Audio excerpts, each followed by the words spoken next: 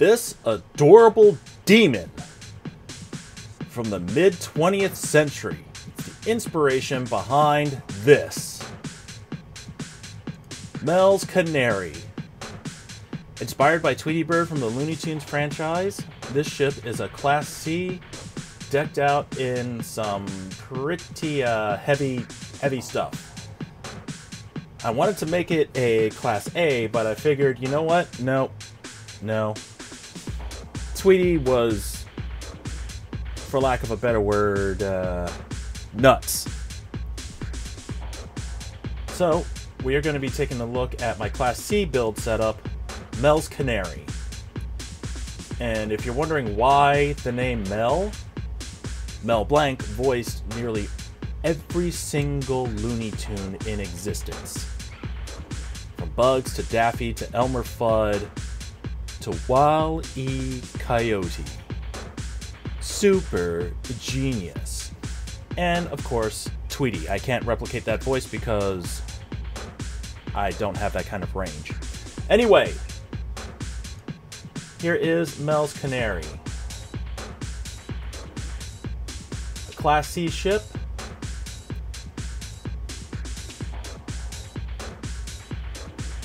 And there's the exterior.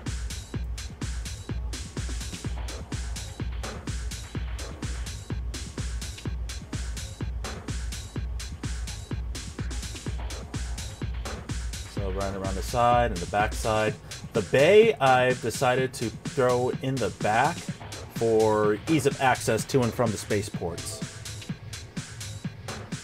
Because landing pads are obviously relative. So if I stuck the bay in the front, then it's gonna get weird.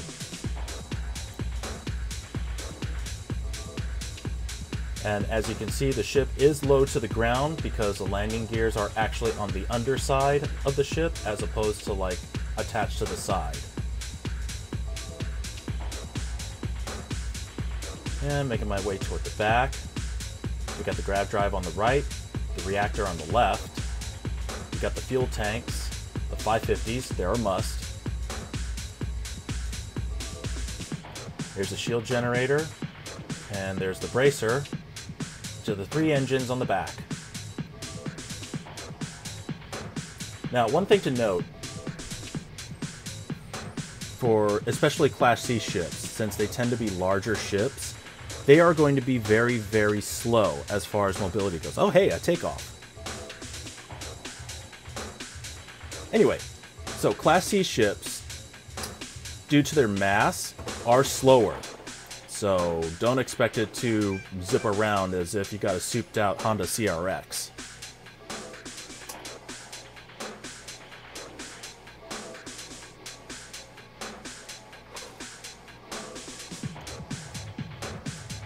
Now let's make our way back to the front.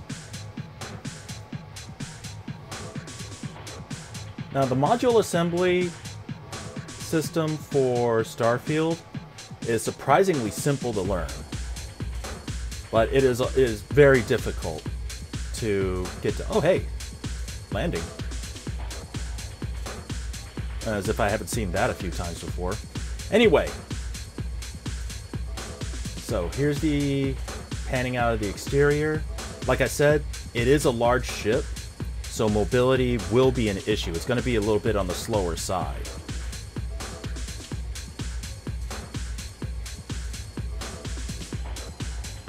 But yeah, like I said, not one for ship combat, so I outfitted the Canary with autocannons.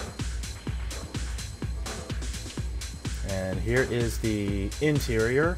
As soon as you go in through the bay doors, you're greeted by engineering. And then, just ahead, you've got crew quarters.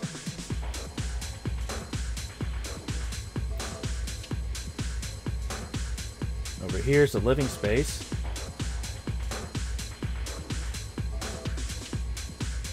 And on the other side, captain's quarters.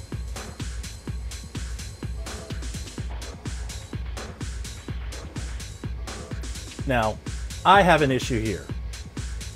That bed needs to be more comfortable. Not befitting a captain. But I digress. So there's the docking module. And the cockpit. Seen one of these, you've seen them all, right? I mean, I know there's a joke in there somewhere, but... Anyway, let's grab a seat, take to the stars.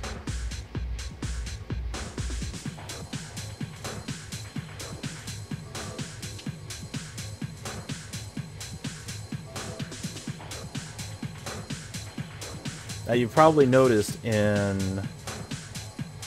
the weapons power menu that they're on the low. I outfit them with one of each. Just one. I don't go for multiples as far as weapons go. Anyway, here we are up in orbit around Jemison. As you can see, obviously, like I said earlier, mobility is going to be an issue.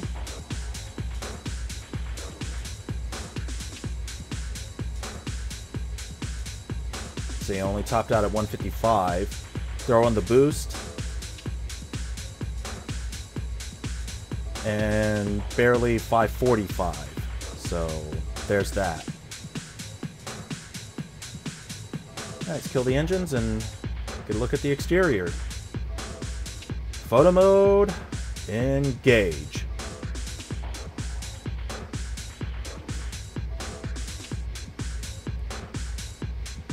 Even in the blackest sea, the Canary can be seen from a lot of distance.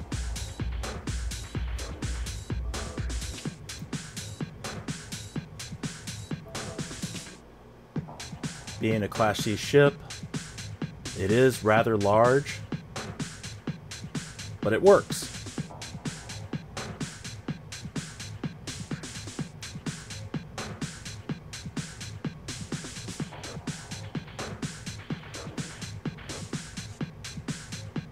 And apologies for, jerking around the camera and all that. It's kind of hard to control the camera with a controller.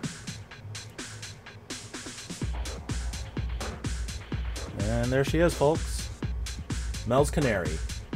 Inspired by Tweety Bird of Looney Tunes fame. Not a bad build. Not a bad build. And I hope that it gave you ideas for your next build. As you can see, just one level, kind of on the sleek side, but for a Class C ship, yeah.